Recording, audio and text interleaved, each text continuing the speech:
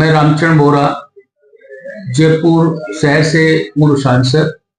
सभी local news के माध्यम से मैं सभी यहाँ के कार्यकर्ताओं को, आम जन को और पूरे भारतवर्ष में रह रहे सभी नागरिकों को आने वाली 26 तारीख को, जनवरी को गणतंत्र दिवस है। इस गणतंत्र दिवस की बहुत बहुत शुभकामनाएं देता हूं और आशा करता हूं कि हम सब कुशल मंगल होंगे, खुशी के साथ रहेंगे। इसी आशा के साथ आप सबको पुनः आने वाले गणतंत्र दिवस की बहुत बहुत शुभकामनाएं। बोरा साहब, सबसे पहले तो आपका बहुत बहुत स्वागत है अपनी लोकल न्यूज पर।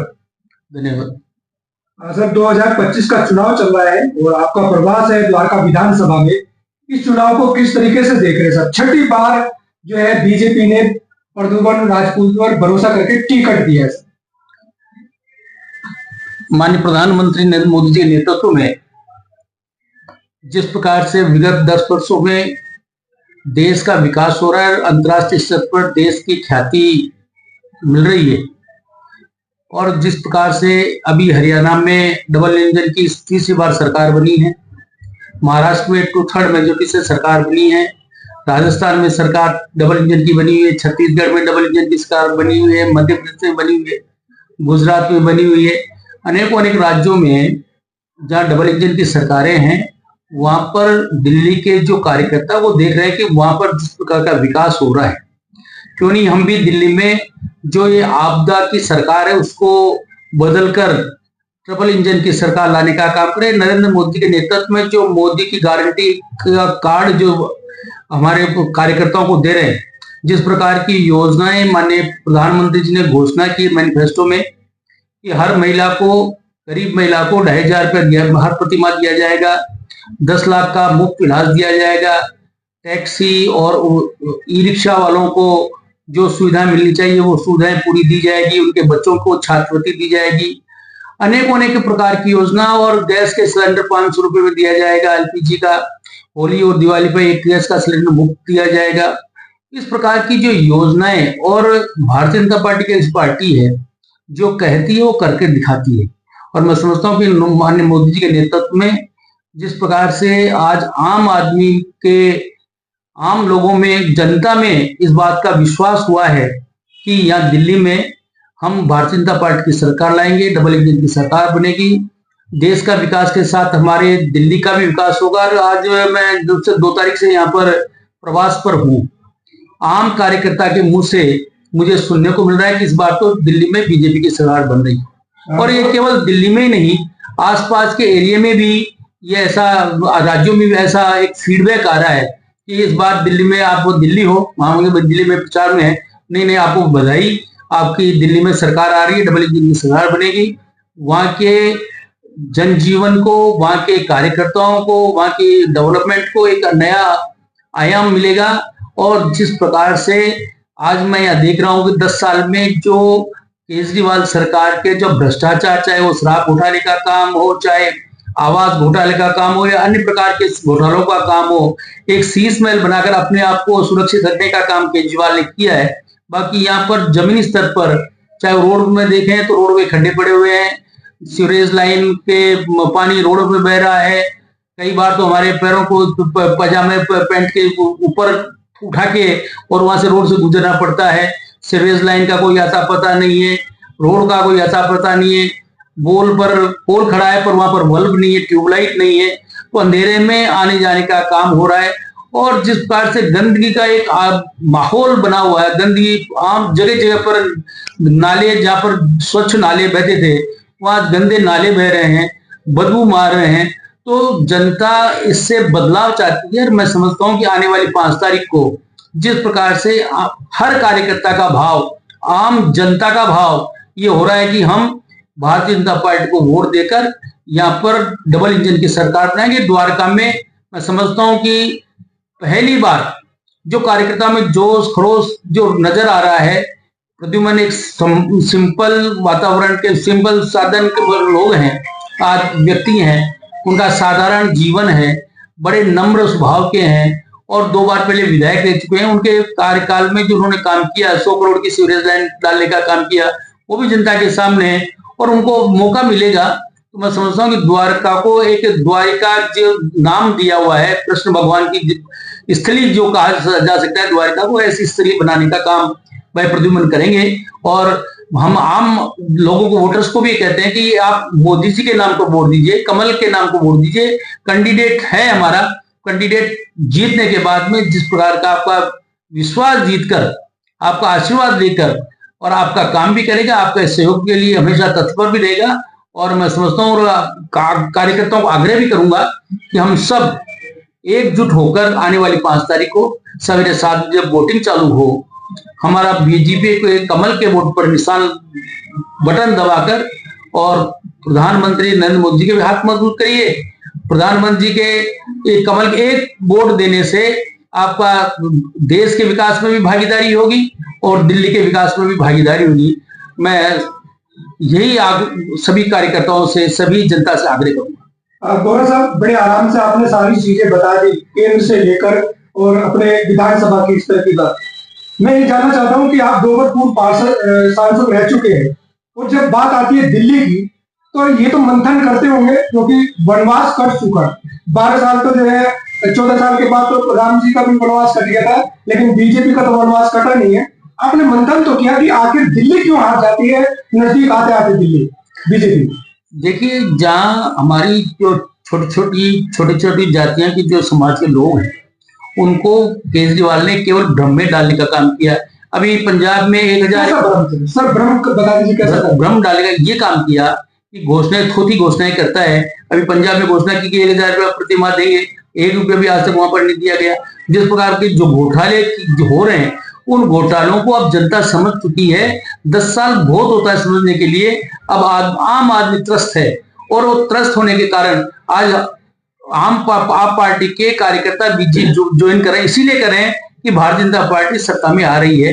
भारतीय जनता पार्टी के साथ रहने से हमारा आगे का भविष्य भी निखार आएगा, हमारे उज्जवल भविष्य होगा।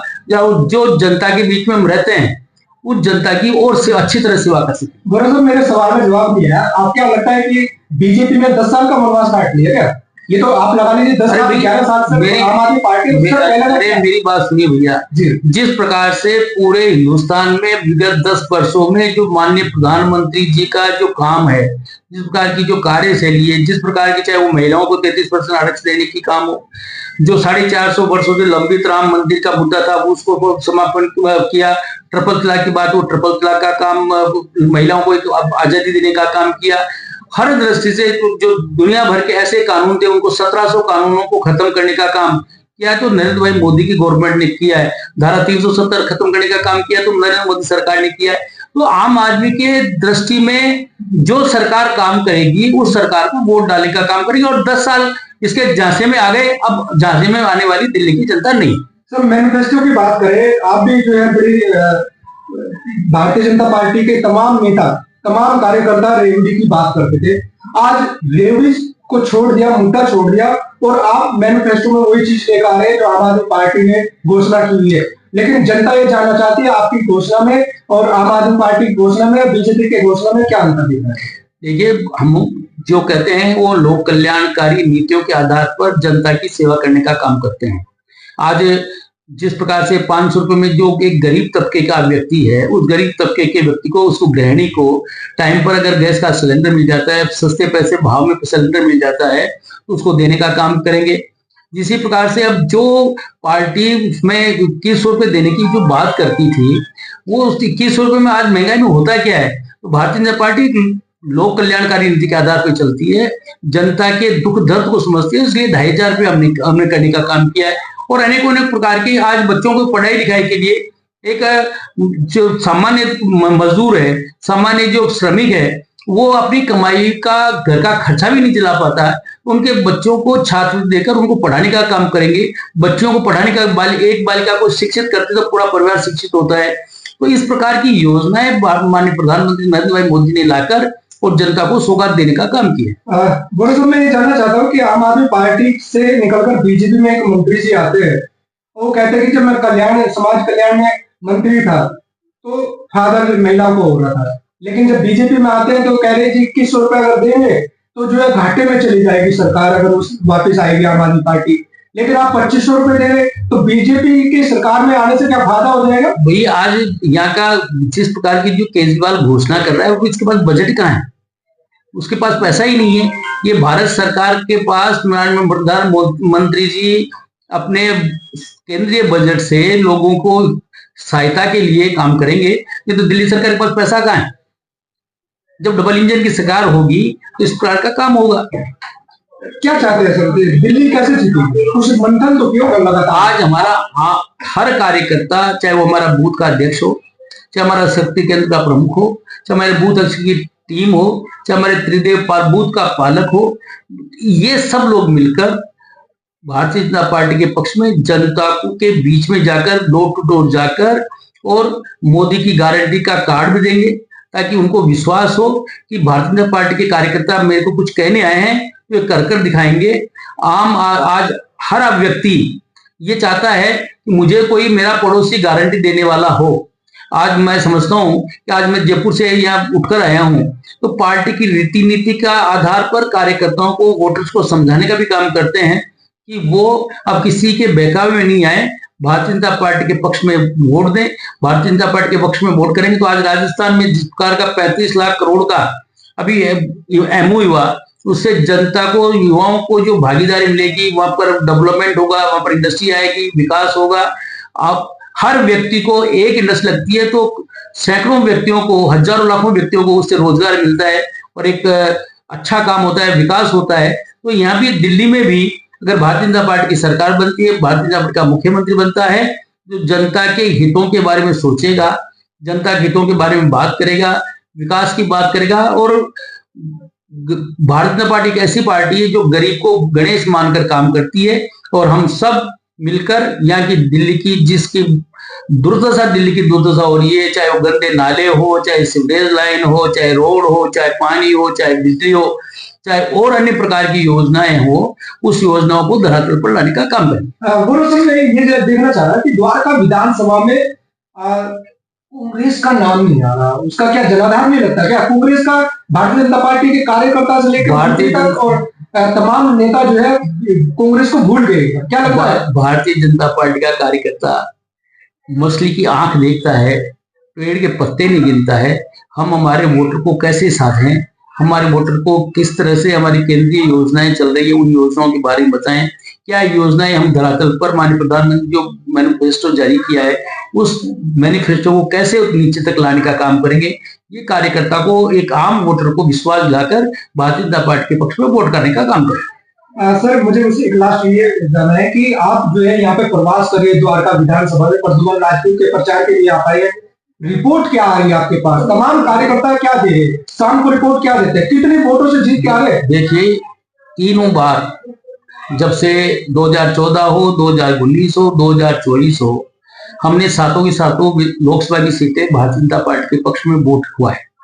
और हम आम हर कार्यकर्ता को ये कहते हैं कि आप दृष्टि भ्रम नहीं हो, गति भ्रम नहीं हो, और भारतीय जनता पार्टी को विधानसभा में वोट करें।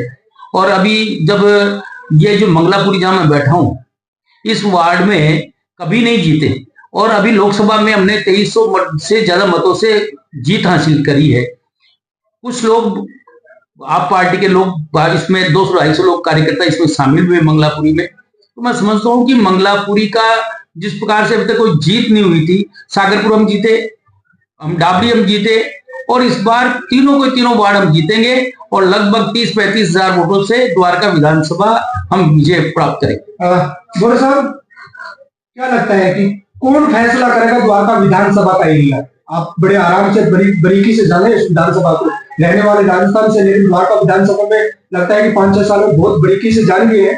तो कौन सा फैसला वार्ड कर देगा कि अगर ये वार्ड आएगा कब्जे में तो जीत जाएंगे? देखिए, सागरपुर मंडल हमारा बहुत अच्छा मंडल है, अच्छा वार्ड है। डाबरी वार्ड हमारा बहुत अच्छा वार्ड है। अभी 9000 से हमने लोकसभा में जीत हासिल की है, वहां से 4-5 से वहां से जीत की है, 2-2.5 से यहाँ से जीत हासिल करी है। और इस बार हम मंगलापुरी में 5000 प्लस करेंगे, पहले 2300 थे, 5000 प्लस करेंगे, और कुल मिला के 30-35 हजार के लगभग हम इस विधानसभा में जीतकर जनता की सेवा के लिए हमारा काम करेंगे।